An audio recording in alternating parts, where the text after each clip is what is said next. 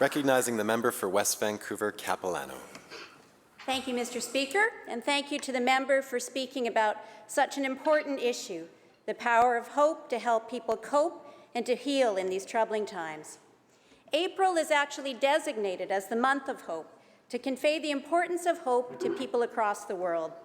Now, the word hope comes from the Latin word cupio, which means to desire or wish well.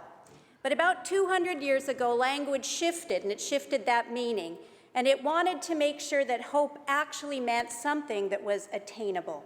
So in 1828, Webster's Dictionary amended it to be a desire of some good accompanied by at least a slight expectation of obtaining it, or a belief that it is obtainable. The Old English word for hope, hapa, means confidence in the future. Hope sounds a lot like optimism does, and they certainly do go together. But optimism is the quality, full of hope and emphasizing all the good parts of a situation. But hope is that belief that it can actually happen.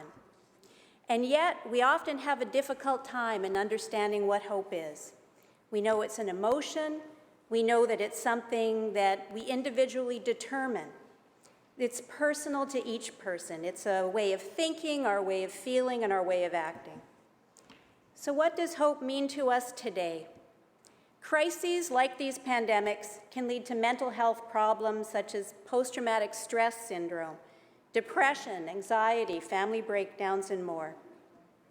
This third wave has been particularly difficult.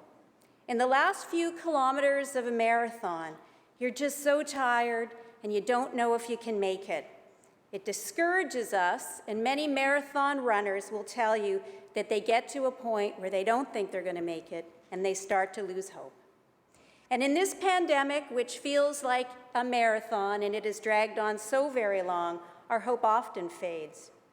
Now, painting a picture, giving someone a vision of the future and the potential it holds is how we provide hope to others.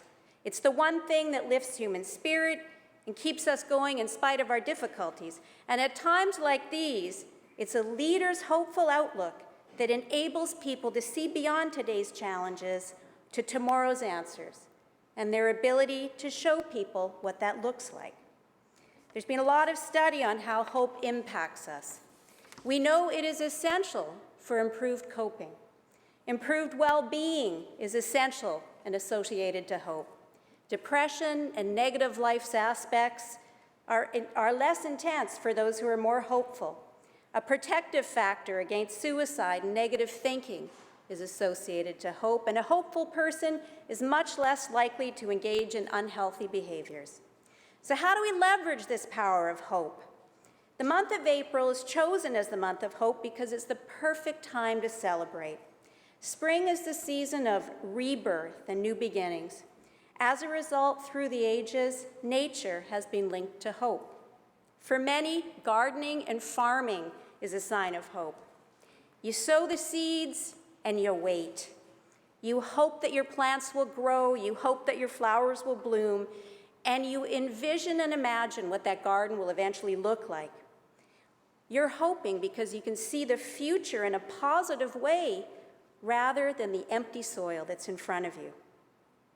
So what does hope actually look like for us?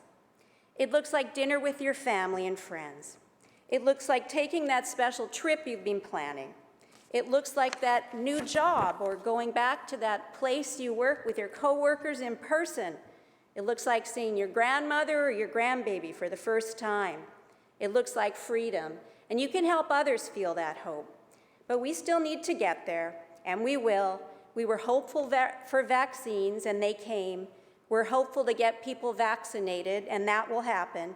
But we still need to hold on and not let COVID win. It's already taken so much from us. Keep moving forward until we get to that future that we know is going to happen. So I wish all of those who are tired and having a hard time pushing through the third wave of this pandemic to know there truly is hope. People are resilient. We have vaccines and we have a way forward. So hope can help us hold on just a little bit longer. It's not wishing for something, Mr. Speaker. It's a true belief that what we wish can come true. Thank you.